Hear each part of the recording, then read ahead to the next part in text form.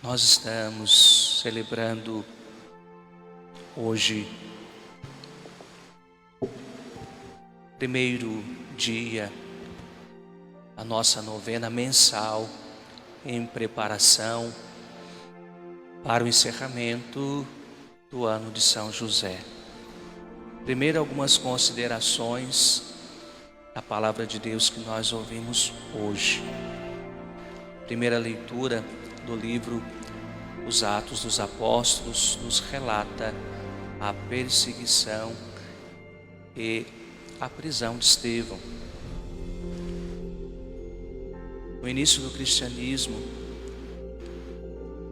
os cristãos foram muito perseguidos, justamente porque Jesus, com a sua mensagem, com a sua palavra, trouxe uma verdade que incomodou. E os discípulos, tomando posse desta verdade, após a morte e ressurreição de Jesus e dando continuidade na missão de Jesus, também anunciam esta verdade. Mas, sobretudo, as palavras dos discípulos, como as palavras de Estevão, cheias de sabedoria, mas uma sabedoria que vem da fé, de quem tem o coração voltado para o Senhor. Estevão, com muita alegria, anunciava Cristo ressuscitado. A verdade que ninguém queria aceitar, porque quando Jesus morreu e logo após a sua ressurreição, muitas coisas foram inventadas. Disseram que o sepulcro estava vazio, porque haviam roubado o corpo de Jesus, os próprios cristãos haviam roubado o corpo de Jesus, e que enfim eles estavam contando aquela história de que Jesus havia ressuscitado. Mas não era uma história, era um anúncio, e tudo aquilo que estavam dizendo ao contrário só servia para trazer mais inspiração. Porque o encontro com o Cristo ressuscitado fez com que Estevão tirasse do seu coração uma palavra cheia de encanto, uma palavra cheia de fé. Ele encontrou-se com o Cristo e queria anunciar isso para todos, porque este encontro transformou sua vida e era difícil guardar tal experiência. Havia um ardente desejo no coração de Estevão de que as pessoas também fizessem a mesma experiência. Mas enfim, não compreendido por aqueles que não aceitaram Jesus, também não aceito, é caluniado, é levado ao sinédrio, é julgado diante do sinédrio. O que isso nos faz pensar? Que todo o anúncio de Jesus Cristo, desde o nascimento do cristianismo, sempre foi marcado por muitas perseguições. Porque o anúncio da palavra de Jesus e o testemunho da experiência do encontro com o Cristo ressuscitado vai contra toda a realidade que nós temos presente no mundo. Se olhamos à nossa volta, desde lá do tempo de Jesus, se olhamos à nossa volta, os nossos tempos de hoje, ainda encontramos aqueles que agem contra a fé. Ainda encontramos aqueles que atacam a fé. Ainda encontramos aqueles que perseguem a fé. Porque esta palavra que vem da fé, ela é cheia de uma verdade que o mundo não quer ouvir. É cheia de uma sabedoria e de uma consciência que o mundo não quer que as pessoas tenham.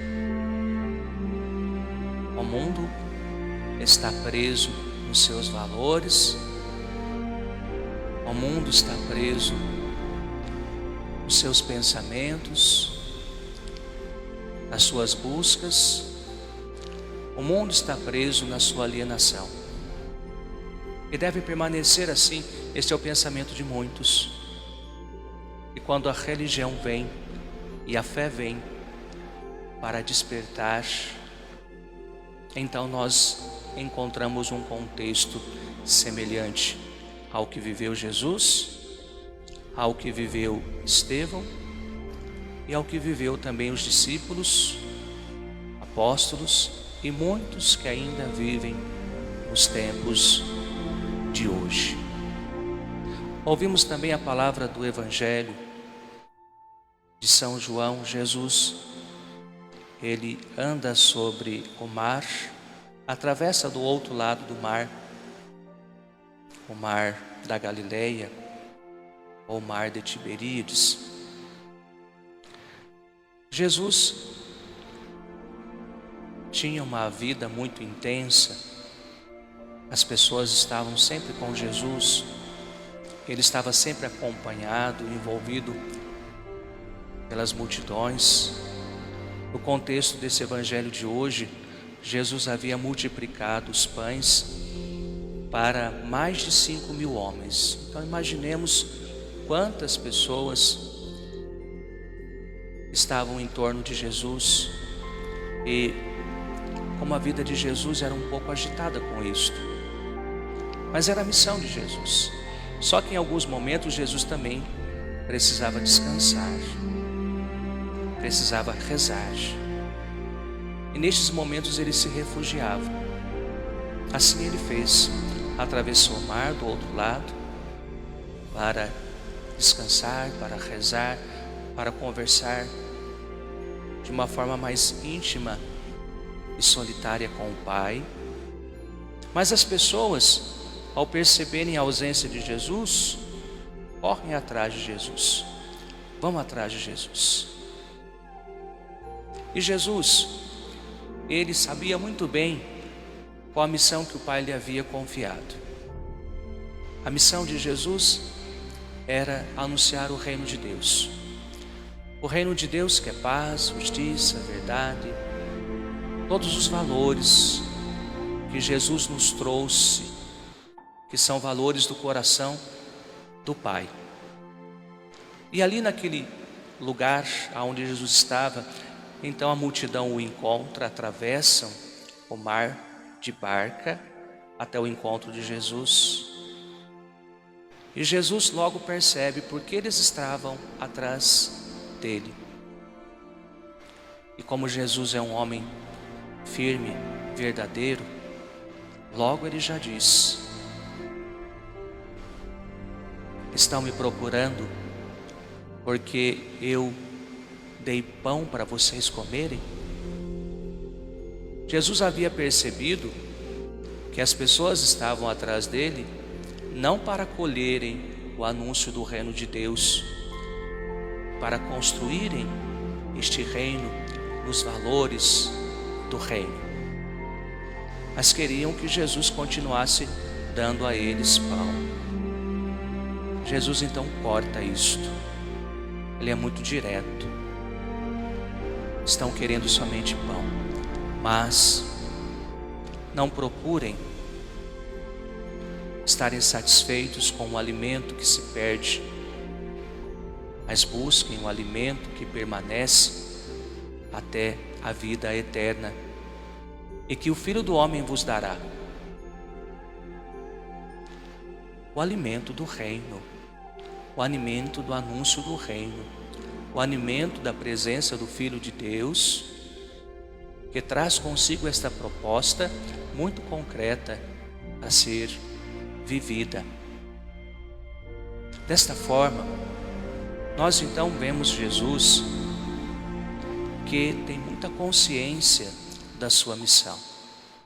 Jesus realizou muitos sinais, curou os enfermos, expulsou os demônios, enfim, Jesus realizou muitos sinais, muitos milagres. Mas aquilo que Jesus mais fez foi anunciar o reino de Deus. Ele anuncia o reino de Deus, assumindo o lugar principal deste reino. Ele se torna, junto com aqueles que no seu tempo sofriam, se torna um com eles.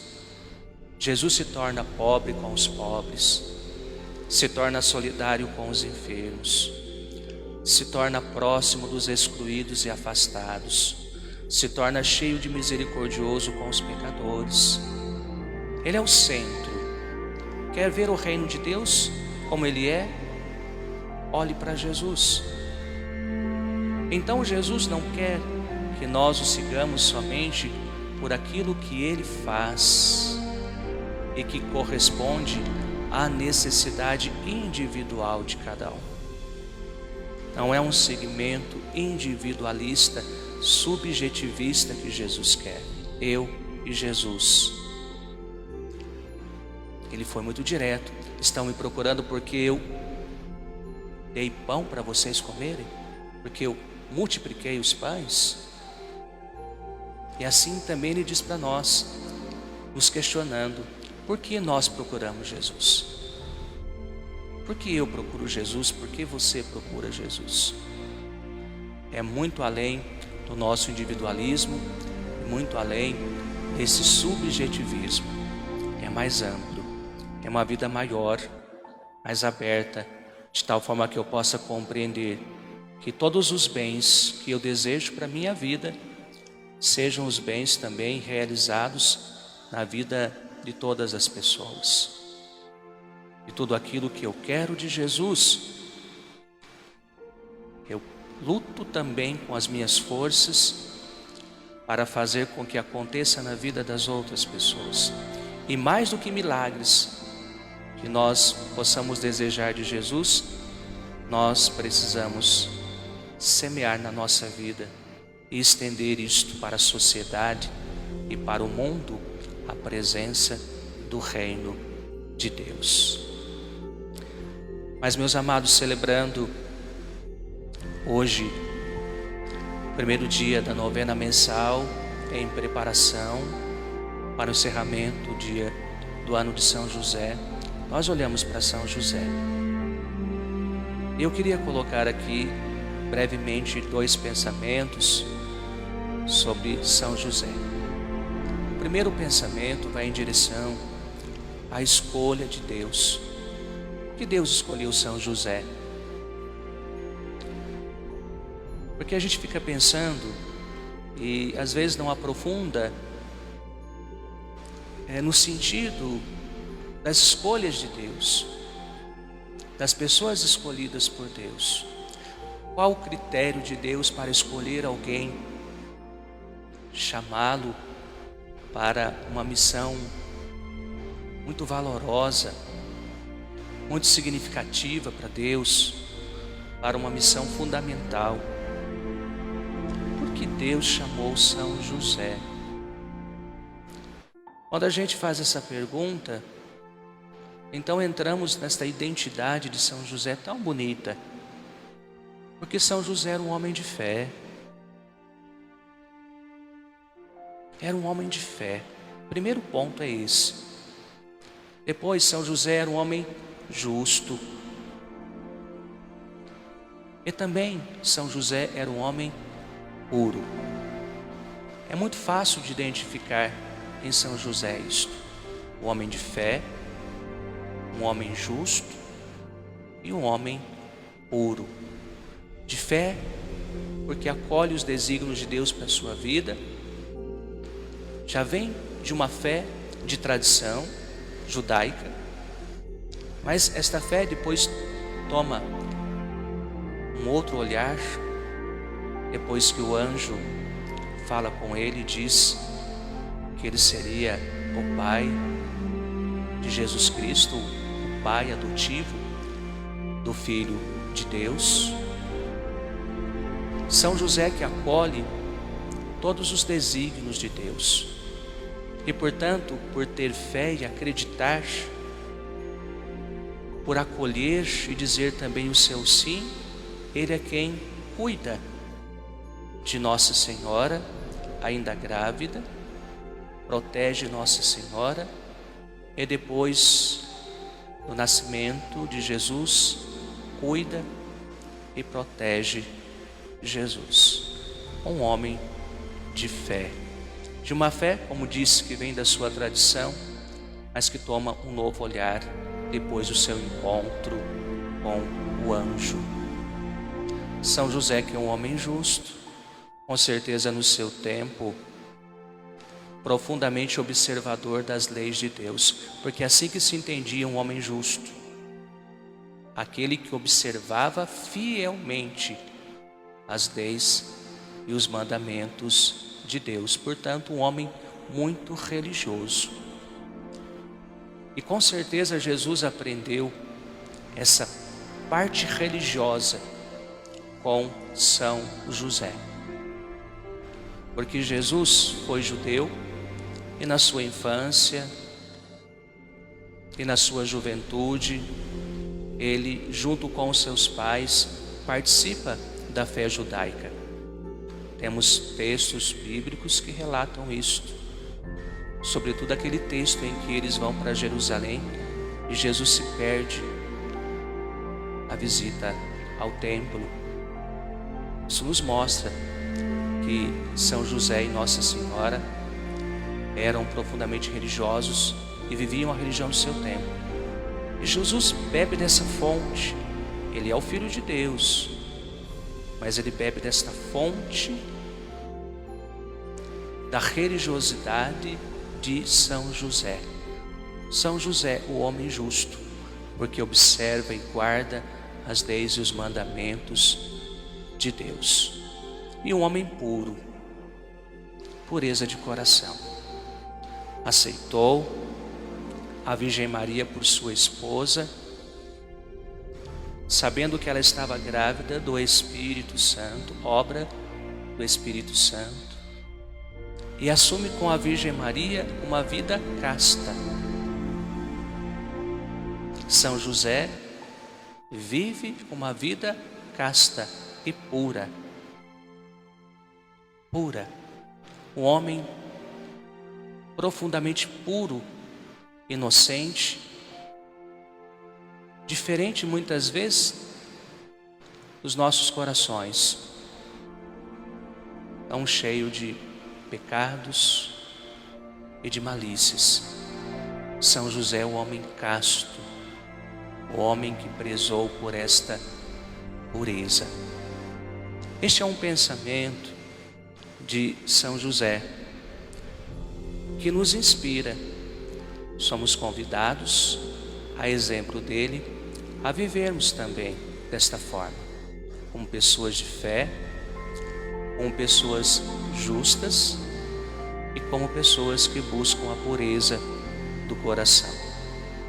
São José, um outro pensamento é, dentro deste ano dedicado a São José, Papa Francisco anunciou, dezembro do ano de 2020 a dezembro do ano de 2021, o ano dedicado a São José. São José é reconhecido pela Igreja como um grande intercessor. Ele é o protetor da Igreja. Foi eleito como protetor da Igreja, padroeiro da Igreja Universal. Mas São José é reconhecido como um grande intercessor. Por quê? Porque São José foi aquele que viveu próximo de Jesus. Ele acolheu Jesus quando Jesus nasceu. Ele esteve com Jesus na sua primeira infância, na sua juventude. Ele ensinou Jesus. E Jesus chamava São José de pai. Mesmo a Virgem Maria sabendo, e Jesus também sabendo, que São José não era o pai biológico, Jesus assim o chamava. Chamava São José de pai. Há essa intimidade muito profunda com Jesus. Por isso, com certeza, hoje, nós olhamos para São José e o contemplamos no céu e o vemos ao lado do menino Jesus. Nós o vemos ao lado do seu filho Jesus, filho adotivo, mas filho. Vemos ao lado, e assim nós podemos entender quantas conversas São José não teve com Jesus. E quantas vezes Jesus não abraçou São José?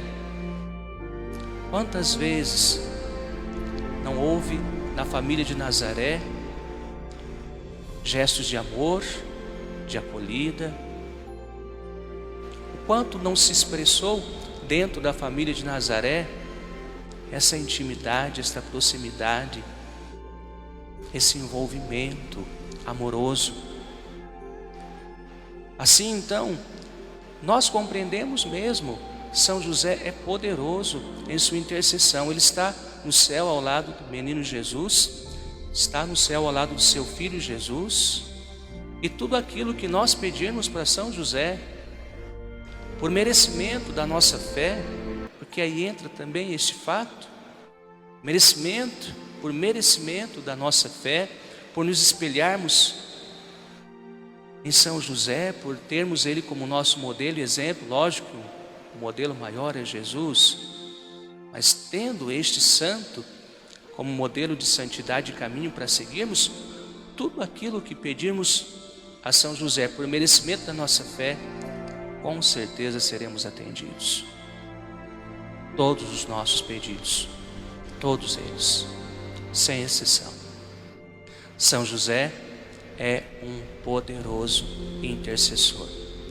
E é assim então que nós vamos fazer este caminho do ano de São José, porque assim, se São José é poderoso intercessor, por tudo aquilo que já foi dito, mais atento ainda ele está aos nossos pedidos, pela proclamação deste ano dedicado a ele.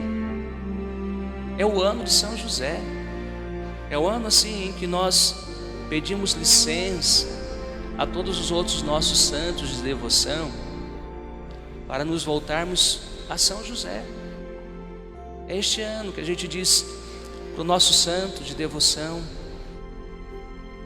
a igreja, ela me pede, neste ano dedicado a São José, a olhar para a sua vida, a rezar aos seus pés e a oferecer a Ele os meus pedidos. Então a gente se volta totalmente a Ele. Que você possa fazer isto. Hoje nós não estamos celebrando a missa presencial, infelizmente, por causa deste tempo da pandemia e a restrição do horário. Mas, se Deus quiser, e Ele quer, e São José também, no próximo mês estaremos aqui e vamos receber o cordão de São José para nas próximos 7 meses que virão, terminando a novena de São José, podemos rezar, contemplar as virtudes de São José, o que é São José para a nossa vida, para a vida da igreja, e apresentar a Ele os nossos pedidos.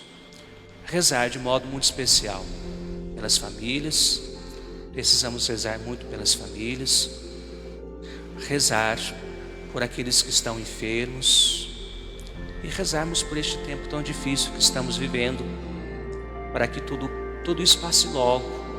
A gente sabe que haverá um tempo necessário das coisas voltarem à sua normalidade, mas do céu sempre nos vem um socorro, e a gente acredita nisto. E por mais difícil que possa ser, e por mais que exija um tempo para as coisas se normalizarem, Deus, Ele vai nos socorrer sempre.